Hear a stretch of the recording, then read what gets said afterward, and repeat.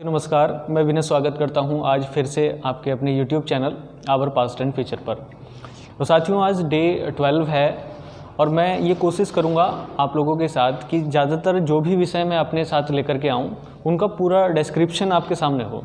तो आज ऐसे ही विषय लेकर के इतिहास विषय का मैं आपके सामने उपस्थित हुआ हूँ और ये विषय है आज मोहम्मद गोरी का और इनके समकालीन जो अन्य भारतीय शासक थे उनकी आपस की लड़ाइयों का और युद्धों का। तो कुल मिलाकर के हमें इतिहास परिप्रेक्ष्य में अगर सारी चीज़ें स्टडी करनी होती है तो साथ ही साथ हमें ज्योग्राफी की जानकारी भी पूरी होनी चाहिए। और उसी ज्योग्राफी की प्रॉपर जानकारी के लिए मैंने साथ में आपके डायग्राम भी बनाए हैं और इसमें हम लोग देखने वाले हैं मोहम्मद गोरी के साथ जो युद्ध लड़े गए हैं, चाहे वो तराइन का पहला युद्ध हो या तराइन का द्वितीय युद्ध हो या फिर चंदावर का युद्ध हो। तो सारे ही युद्ध विशेष तौर से तो 3 ही हैं, लेकिन हम लोग इम्पोर्टेंट चीज़ें यहाँ पर देख लेंगे। तो चलिएगा मेरे साथ, पहले हम लोग देख लेते हैं कि जब मोहम्मद गोरी का अटैक हिंदुस्तान पे हुआ तो उस समय भारत की स्थिति क्या थी। तो आप लोग देख सकते हैं ये क्षेत्र दिख रहा है आपको, गुजरात वाला, ये उस समय चालुक्यों के अधीन था। शासकों के नाम बाद में देखेंगे।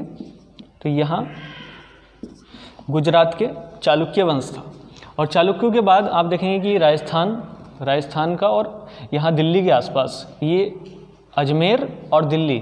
तो अजमेर दिल्ली यहाँ पर आप देखेंगे चौहान वंश, ये चाहमान।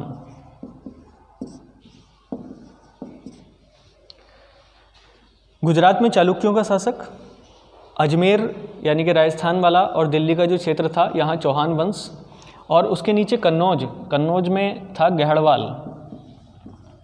गहड़वाल वंश। अभी हम एक बार देख लेते हैं, उसके बाद आगे की तरफ देखें। कन्नौज में गहड़वाल वंश था, उसके नीचे बुंदेलखंड, और बुंदेलखंड के नीचे अगर आप देखेंगे तो दक्षिण भारत तक बहुत सारे राजवंश फैले हुए थे, क्योंकि एक्चुअल में मोहम्मद गोरी का जो विस्तार था दक्षिण भारत तक नहीं हो पाया था और इसके जो वंशज थे वो भी आगे काम नहीं कर पाए। तो हम लोग खाली उत्तरी भारत की स्थिति देखेंगे, इसके अलावा हम लोग आगे की तरफ नहीं जाएंगे। हालांकि कुछ स्थिति यहाँ पे आप देख सकते हैं, बंगाल में इस समय था सेन वंश ये, और अगर यहाँ पे भी आप लोग देखना चाहें तो जेजाग भुक्ति या चंदेल लिख देता हूँ सीधे, जेजाग भुक्ति के चंदेल शासक यहाँ पे थे। ये स्थिति हुई हिंदुस्तान की। चंदेल शासक बुंदेलखंड के आसपास, कन्नौज के पास गढ़वाल वंश, चाहमान वंश, दिल्ली अजमेर में और गुजरात में चालुक्य, और पश्चिमी बंगाल में सेन वंश। स्थिति अलग अलग हो सकती है। बंगाल में कोई विशेष वंश था नहीं और इसका इतिहास में कोई विशेष गुणगान किया जाए, लेकिन यहाँ पे एक व्यक्ति वर्क कर रहा था, वो आप देख सकते हैं, और वो था चक्रधर। पाकिस्तान की स्थिति आपको देखना बेहद ज़रूरी है।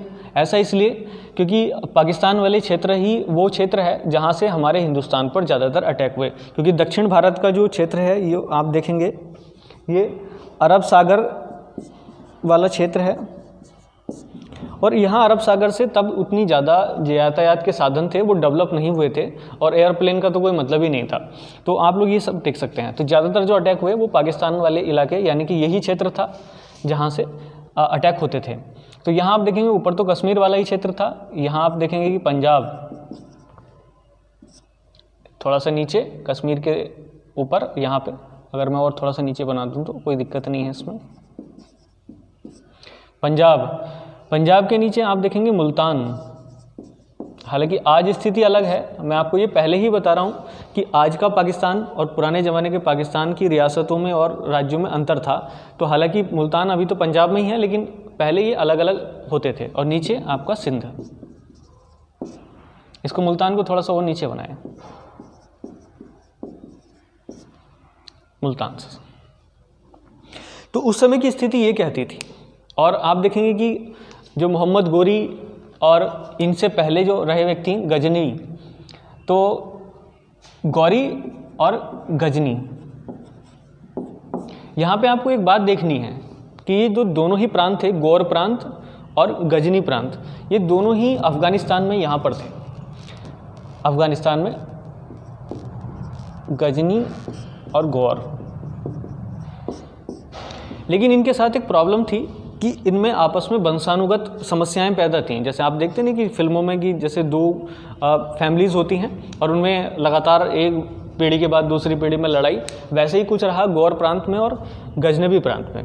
तो जब मोहम्मद गजनवी ने अपना सारा काम निपटा लिया तो उसके बाद गौर प्रांत का डेवलपमेंट हुआ और उसमें एक व्यक्ति बड़े इंपॉर्टेंट थे और वो थे मोहम्मद गोरी। और मोहम्मद गोरी का जब अटैक इधर से हुआ तो बहुत सारी चीज़ें आई। अब आप एक बार इसको भी देख लेते हैं। चलिएगा, पहले मैं कुछ आपस की स्थिति और बता देता हूँ कि हिंदुस्तान में क्या मामला चल रहा था उस ज़माने का। अगर आप ये हिंदुस्तान देखें तो यहाँ पर जो व्यक्ति थे उनकी भी स्थिति एक बार देख लें। ये तो हुआ सारे वंशज, मैं वंश को यहाँ से साफ कर रहा हूँ। आप लोग एक बार यहाँ पर राजाएं और देख लीजिएगा ताकि आपको एक साथ स्थिति का अंदाज़ा लग सके। चलिएगा, अजमेर और दिल्ली, यहाँ पर पृथ्वीराज, लेकिन ये आपको ध्यान रखना है पृथ्वीराज थर्ड, या इन्हीं ने राय पिथौड़ा के नाम से भी जानते थे। तो यहाँ पृथ्वीराज चौहान अपना रूल कर रहे थे। यहाँ पे आप देखेंगे यहाँ थे चालुक्य वंश के मूलराज सेकंड। और इधर देखें आप, जहाँ कन्नौज की बात है, यहाँ पर शासक थे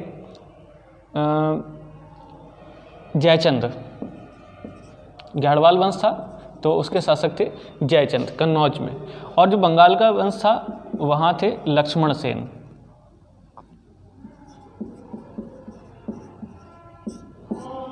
इस तरीके से पूरा हिंदुस्तान आपस में देख सकते हैं कि छोटे छोटे राज्यों में बटा हुआ था। लेकिन समस्या उससे ज़्यादा ये बात की थी कि ये लोग आपस में लड़ते थे और झगड़ते थे। जैसे उस ज़माने का जो सबसे बड़ा, अगर मैं विस्तार बताऊं कि जो सबसे ज़्यादा क्षेत्र घेरे हुए राज्य था वो जयचंद वाला क्षेत्र था, गढ़वाल वंश का। लेकिन प्रॉब्लम ये थी, जो शक्तिशाली राजा थे पृथ्वीराज चौहान, इनके साथ इनकी दुश्मनी थी। कारण आपको पता ही होगा, जयचंद की पुत्री संयोगिता, जो जिनका विवाह बाद में पृथ्वीराज थर्ड के साथ भी हुआ, ज़बरदस्ती अपहरण कर लिया था इन्होंने, और इसी वजह से इन दोनों में आपस में दुश्मनी थी। तो जयचंद का नाम आप देखते भी हैं, सुनते भी हैं, और ये एक तरीके से देशद्रोही के नाम पर निकल करके आता है। तो क्यों हुआ, कैसे हुआ, वो तो एक अलग बात है। लेकिन फिलहाल आपको ध्यान रखना है कि इनकी आपस में दुश्मनी थी और ये एक अपना स्वतंत्र राज्य था। तो इस तरीके से हिंदुस्तान में कोई प्रकार की एकता नहीं थी। तो पहले क्या हुआ, अब थोड़ी सी बात को समझिएगा। मोहम्मद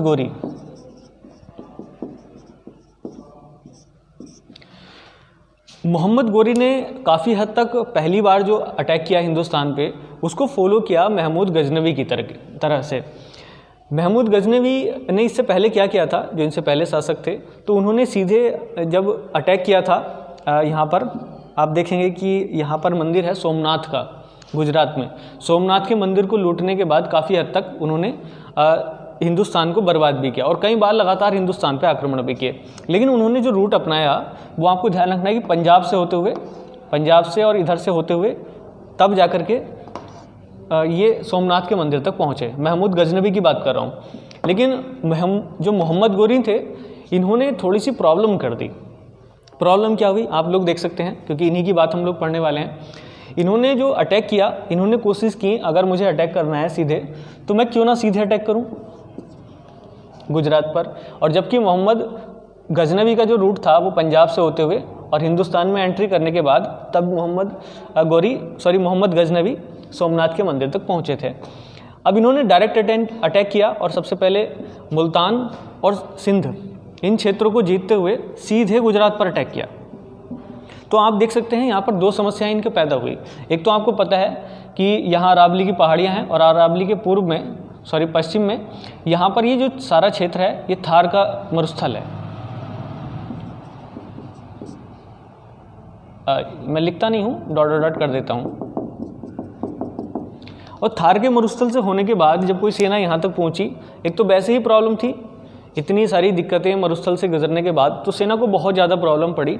और उसके बाद आप देखेंगे कि मूलराज सेकंड, इनके जो भाई थे भीम सेकंड, और इनकी माँ थी भीम सेकंड की, वो थी नायिका देवी। यहाँ पे आप लोग देख सकते हैं। मूलराज के भाई भीम सेकंड ने और नायिका देवी ये संरक्षिका थी। खैर कोई बात नहीं, भीम सेकंड के साथ मुकाबला हुआ मोहम्मद गोरी का सबसे पहले, और आप देख सकते हैं कि ये पहली पराजय थी जब मोहम्मद गोरी को हिंदुस्तान में झेलनी पड़ी। तो इसका कोई विशेष वर्णन तो नहीं मिलता, लेकिन आप लोगों को ध्यान में रखना है कि जब मोहम्मद गोरी ने अटैक किया तो उसकी सेना पहले ही प्रॉब्लम में आ गई थी थार के मरुस्थल से गुजरने के बाद, लेकिन जब उसका सामना भीम सेकंड से हुआ तो उसको हार का सामना करना पड़ा। और ये पहली गलती हो गई मोहम्मद गोरी की, और सीधे जो रूट अटैक करने वाली बात थी ये भी उसकी गलत बात सिद्ध हो गई। अब मोहम्मद गोरी को थोड़ा सा एहसास हुआ और उसने अपना मार्ग परिवर्तन करने की कोशिश की। जैसे आप लोग भी अगर देखते हैं, शॉर्टकट मारना हमेशा नुकसानदायक हो सकता है, तो आप लोग भी अगर देखें तो चाहे समय थोड़ा ज़्यादा लग जाए लेकिन प्रॉपर वे में हमें वर्क करना चाहिए। तो ये बात हमें यहाँ से भी पता चलती है। तब मोहम्मद गोरी ने थोड़ा सा रूट चेंज किया और अपना रूट यहाँ से डाइवर्ट करके जब अगली बार अटैक किया, उसने अपना रूट बनाया पंजाब से। आपको ध्यान देना है, पंजाब से अटैक किया और उसके बाद आगे, और तब जाकर के यहाँ अटैक करने का थोड़ा सा विचार उसने किया। लेकिन प्रॉब्लम ये थी मोहम्मद गोरी का थोड़ा सा जो भाग्य कह लीजिएगा, हालांकि भाग्य तो इनका सही था, लेकिन शायद इसको बहुत ज़्यादा प्रॉब्लम झेलनी पड़ी। कैसे झेलनी पड़ी? रूट बदलने के बाद भी जब ये व्यक्ति पंजाब पहुँचे तो पंजाब में आप देखेंगे कि यहाँ अवशेष बचे हुए थे अब भी, किसके? गजनी के। तो जो गजनी शासन बचा हुआ था अभी तक थोड़ा बहुत, वो कहाँ पे सिमट करके आया हुआ था? पंजाब में। और यहाँ के जो शासक थे उस समय, आप उनका नाम भी यहाँ पे लिख सकते हैं, मैं लिख देता हूँ इधर को, और वो थे खुसरो मलिक। खुसरव मलिक।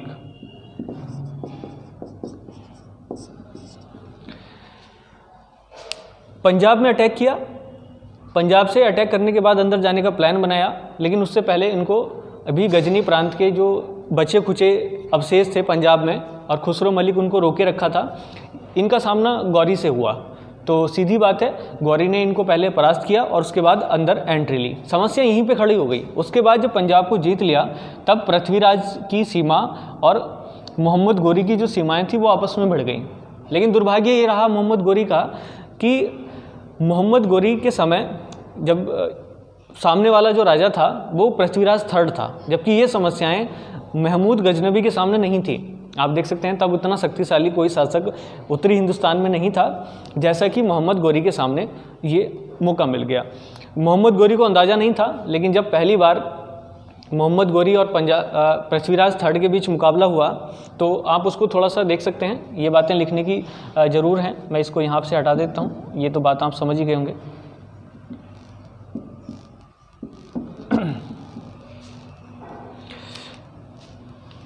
पंजाब के बाद अटैक करना था आगे, अब आगे थी पृथ्वीराज की सेना, और यहीं इनके बीच पहला युद्ध हुआ 1191 में। आपको ध्यान रखना है, और इस युद्ध का नाम था तराइन का युद्ध, तराइन का फर्स्ट युद्ध। तराइन का पहला युद्ध लड़ा गया और मोहम्मद गोरी की थोड़ी सी सूझबूझ की कमी होने की वजह से पृथ्वीराज थर्ड ने इनको परास्त कर दिया और मोहम्मद गोरी को दोबारा से हिंदुस्तान में हार झेलनी पड़ी। ये एक और मौका था जब मोहम्मद गोरी को वापस लौटना पड़ा। हालांकि एक साल गजनी लौटने के बाद मोहम्मद गोरी ने इतनी ज़्यादा मेहनत की, इतना कड़ा प्रयास किया कि अगले ही साल आप देख सकते हैं जब तराइन का द्वितीय युद्ध हुआ, कब? 1192 में ये सेकंड युद्ध हुआ।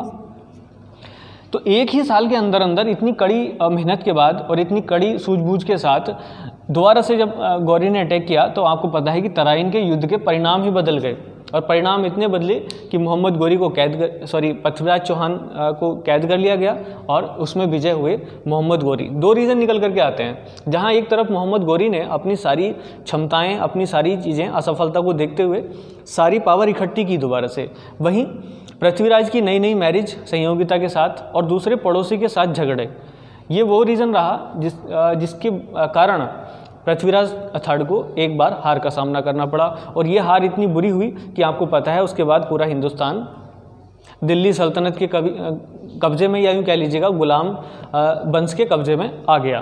तो आपको ये दोनों युद्ध ध्यान रखने, तराइन का फर्स्ट युद्ध और तराइन का सेकेंड युद्ध। तो कुल मिलाकर के आपको ये भी ध्यान रखना है कि यहाँ पर पृथ्वीराज थर्ड की हार हुई सेकेंड युद्ध में और मोहम्मद गोरी की जीत हुई। उसमें आप एक चीज़ और देखेंगे, अब ये कुछ बातें आगे तक चलती हैं कि बाद में पृथ्वीराज थर्ड का क्या हुआ। तो एक राइटर हैं, आप उनका नाम ध्यान रखेंगे, हसन निज़ामी। हालांकि इस समय की जो बातें हैं विशेष तौर से हसन निज़ामी की, उनकी काफ़ी बातों पर विश्वास किया जाता है क्योंकि समकालीन रहे हैं। तो आप लोग ध्यान रखेंगे कि उन्होंने बताया है कि बाद में पृथ्वीराज थर्ड को कैद कर लिया गया और कैद करने के बाद इनको अजमेर ले जाया गया। अजमेर ले जाने के बाद आप देखेंगे कि वहाँ पर इन्होंने दोबारा से विद्रोह करने की कोशिश की पृथ्वीराज थर्ड ने, लेकिन विद्रोह करने के बाद इनकी हत्या कर दी गई, मर्डर कर दिया गया और ये वापस चले गए, मतलब दुनिया से ही चले गए यूँ कह लीजिएगा।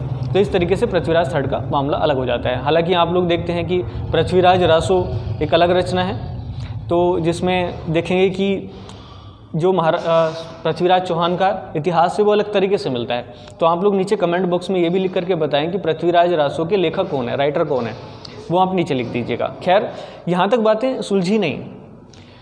हालांकि ये भी बात बताई जाती है कि जो मोहम्मद गोरी का अटैक हुआ वो जयचंद के कहने पर हुआ, क्योंकि पृथ्वीराज थर्ड के साथ इनके काफ़ी संबंध खराब थे।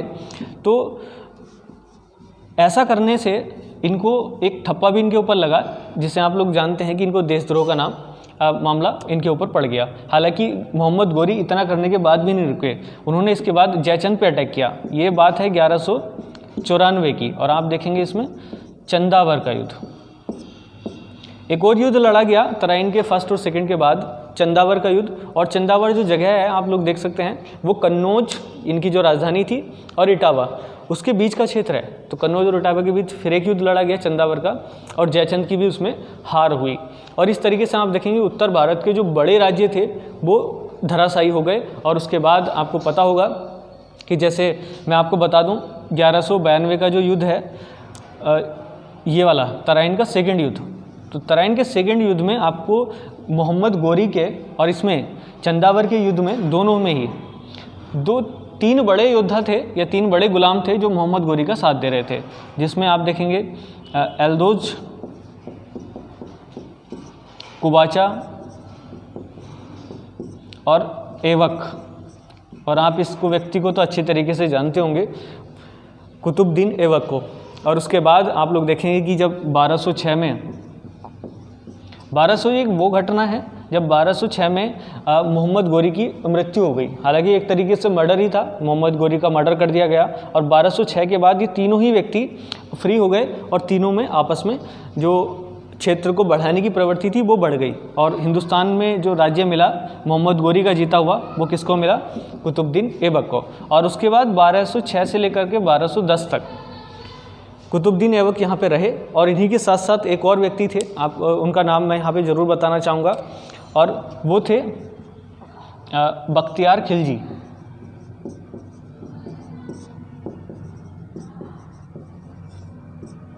हालांकि इनका ऐसे संबंध विशेष नहीं था, ये खुद भी एक मोहम्मद गोरी का ही गुलाम था, ये तीनों भी उसके गुलाम थे। तो यहाँ से गुलाम वंश की शुरुआत हो जाती है। तो बख्तियार खिलजी ने बात को यहाँ तक नहीं रोका, बख्तियार खिलजी और आगे तक बढ़े और उन्हें बंगाल तक पर अटैक किया। तो आप देखेंगे बख्तियार खिलजी यहाँ पे तक्षशिला विद्यालय को जलाते हुए आगे की तरफ निकल गए और बंगाल तक पहुँचे। तो ये भी सवाल काफ़ी इंपॉर्टेंट पड़ जाता है कि बीच में तक्षशिला यूनिवर्सिटी को तक्षशिला मैं बार बार नाम दे रहा हूँ, विक्रमशिला यूनिवर्सिटी को, तक्षशिला तो इधर पाकिस्तान में पड़ती है। तो उसके जलाने के बाद ये आगे लक्ष्मण सेन के राज्य तक यानी कि बंगाल तक भी पहुंच गया। और लक्ष्मण सेन छोड़ करके जाने को तैयार नहीं थे अपनी राजधानी। तो उसके बदले में कह लीजिएगा, या उससे बदला लेने के लिए, उस पर अटैक करने के लिए उन्होंने एक बड़ा यज्ञ भी किया। आप देखेंगे तो इसको कहा जाता है इंद्री महाशांति यज्ञ। हिंदुस्तान में साथियों आपको पता है कि खास तौर से हिंदू धर्म में विशेष प्रकार की यज्ञ वगैरह ही किए जाते थे, चाहे वो महामारी की टाइप की कोई समस्या हो, यानी कि प्राकृतिक घटना हो या कोई मानवीय घटना हो, सभी के लिए बड़े यज्ञ किए जाते थे। इंद्री महाशांति नाम से यज्ञ भी कराया हालांकि, लेकिन उसके बाद भी आप देखेंगे कि जो लक्ष्मण सेन थे उनको हारना पड़ा। तो इस तरीके से आप सारी चीज़ों को समझ सकते हैं। बस मैं एक चीज़ और बताना चाहूँगा कि कुछ चीज़ें जो साथ में आपके काम आ सकती हैं उनको और एक बार देख लीजिएगा। वो चीज़ें कौन सी थी? जैसे जो पृथ्वीराज थर्ड हैं, इनके सिक्के,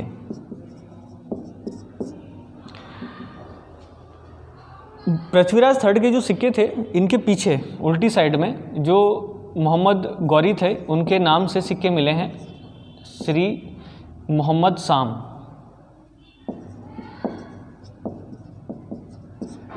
तो इस तरीके से अंदाज़ा ये भी लगता है कि शायद कुछ समय के लिए पृथ्वीराज चौहान ने मोहम्मद गौरी की गुलामी भी स्वीकार कर ली हो या अधीनता भी स्वीकार कर ली हो। हालांकि मोहम्मद गौरी के सिक्कों पर भारतीय जो देवता हैं उनके भी अवशेष चिन्ह मिलते हैं, जिसमें लक्ष्मी, ये थोड़ा गलत बन गया, लक्ष्मी, या आप देखेंगे कि नंदी, इस प्रकार के जो सिक्के हैं उनके पीछे इस प्रकार की कलाकृतियाँ बन जाती हैं। तो अगर आप ध्यान रखेंगे तो इनके सिक्कों के पीछे ये भी सारी चीज़ें मिलती है। तो मैं समझता हूँ कि सारा जो चैप्टर है आपको मोहम्मद गौरी का वो समझ आ गया होगा। बस आज के लिए इतना ही। मैं एक नई वीडियो के साथ फिर उपस्थित हूँगा, तब तक के लिए जय हिंद।